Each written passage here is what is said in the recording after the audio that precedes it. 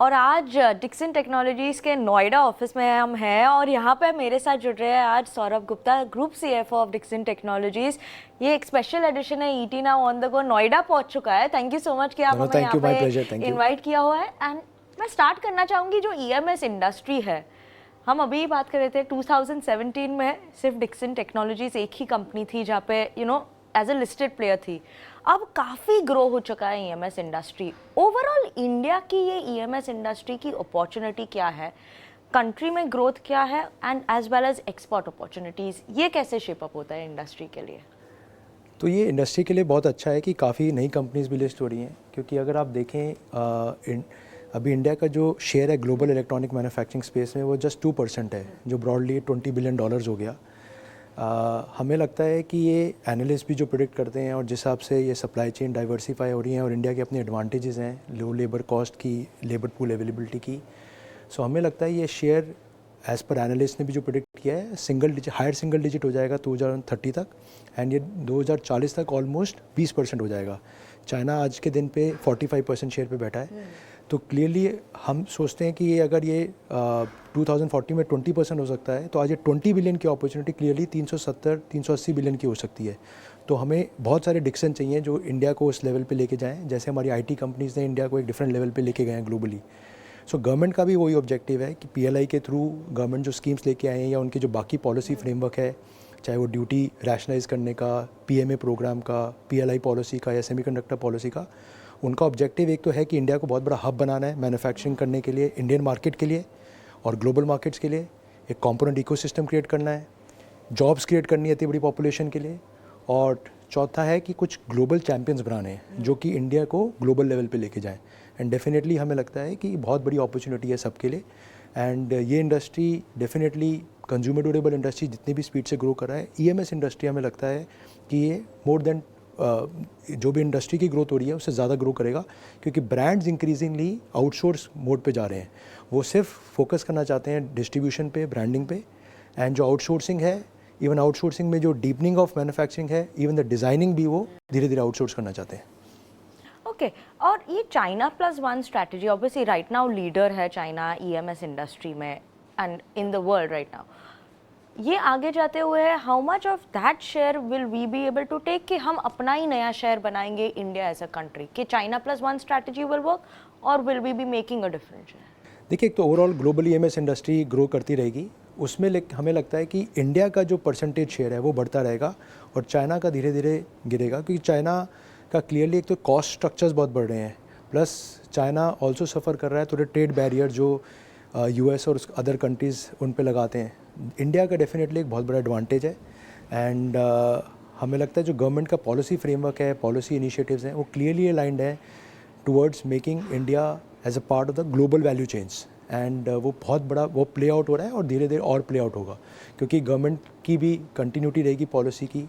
India की market बहुत बड़ी है, इंडिया के अपने एडवांटेजेस हैं, and I think so government भी काफ़ी कमिटेड है इस पे कि वो इंडिया को बहुत बड़ा मैन्युफैक्चरिंग हब बनाना चाहते हैं।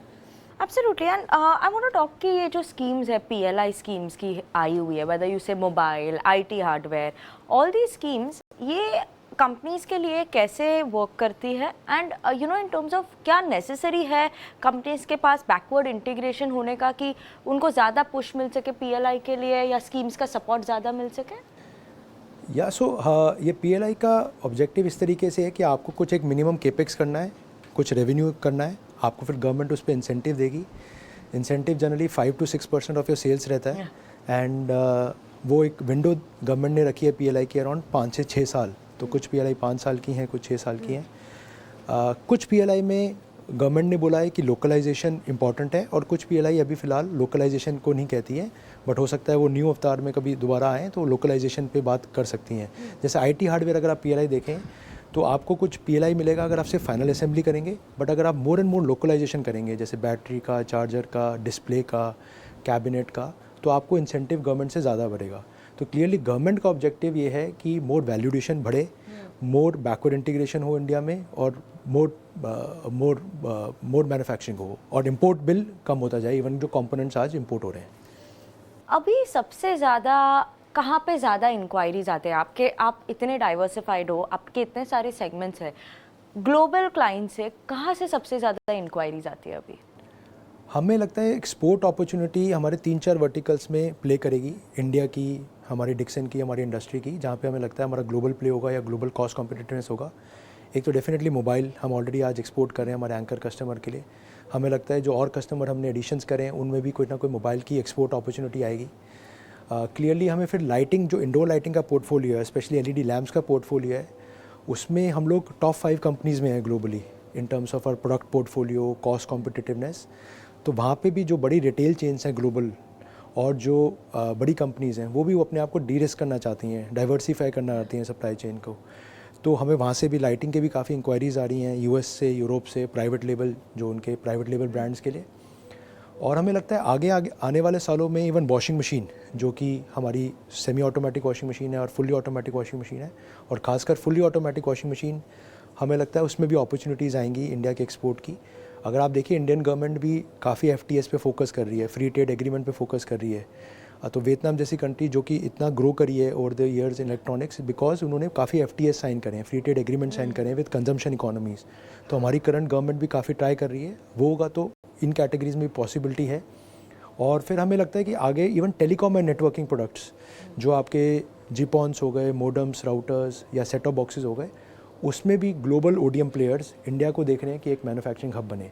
बट ऑफ कोर्स इनकी तरफ अभी टाइम लगेगा, बट ये इन सब पे काम हो रहा है काफ़ी। Will move there. And next leg of growth for the company कहाँ से आएगा? Which segment do you think कि कंपनी के लिए बेटर रहेगा? देखिए, एक तो हमारी काफ़ी बड़ी अपॉर्चुनिटी मोबाइल में हमारी ऑर्डर बुक बहुत बड़ी है। हम हर साल ऑलमोस्ट 100% पे ग्रो कर रहे हैं और होपफुली अगले साल भी हमारी 100% की ग्रोथ रहेगी। एक तो हमारा हायर शेयर वॉलेट हो रहा है एग्जिस्टिंग कस्टमर का, तो नए कस्टमर एडिशन हो रहे हैं। उसके अलावा हमें लगता है आईटी हार्डवेयर की बहुत बड़ी अपॉर्चुनिटी है। इंडियन मार्केट अगर आप देखें तो ऑलमोस्ट 70 to 75,000 करोड़ की मार्केट है जो कि इंपोर्ट हो रही है। तो गवर्नमेंट कमिटेड है कि उस इंपोर्ट को हमें कर्टेल करना है।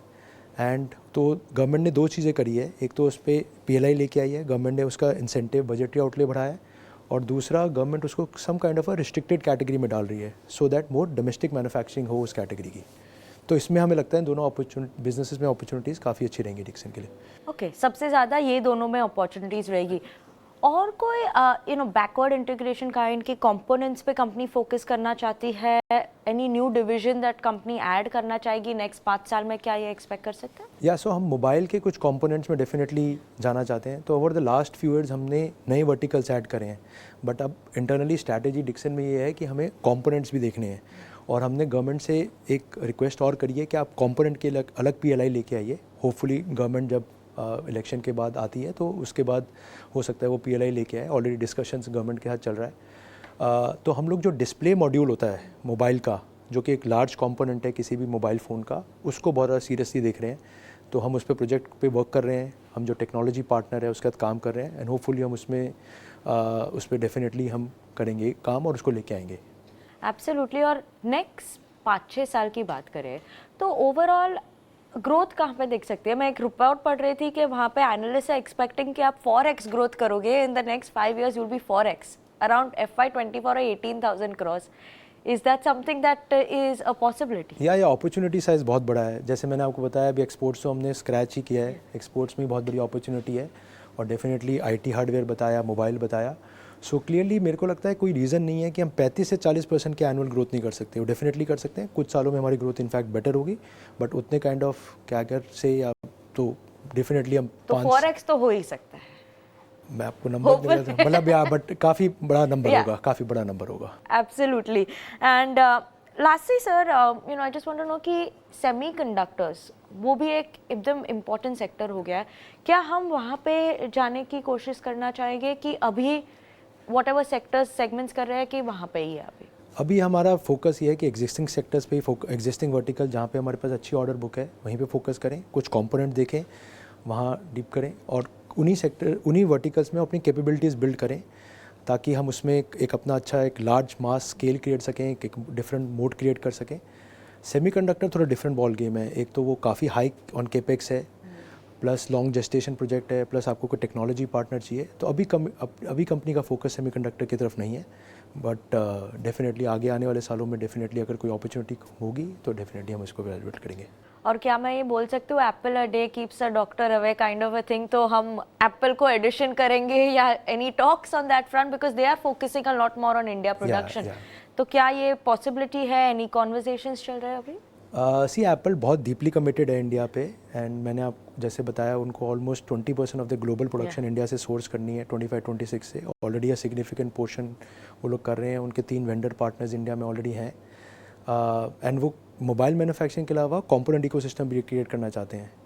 तो डेफिनेटली अगर एप्पल हमें अपॉर्चुनिटी देगा कल तो हम डेफिनेटली उसको ग्रैब करेंगे अपॉर्चुनिटी को और वर्क करेंगे। Absolutely. Then hoping for the best and thank you so much Saurabh for joining in with us. Thank you very much. ये स्पेशल एडिशन में हमारे साथ जुड़े, thank you so much. Thank you very much. Thank you so much.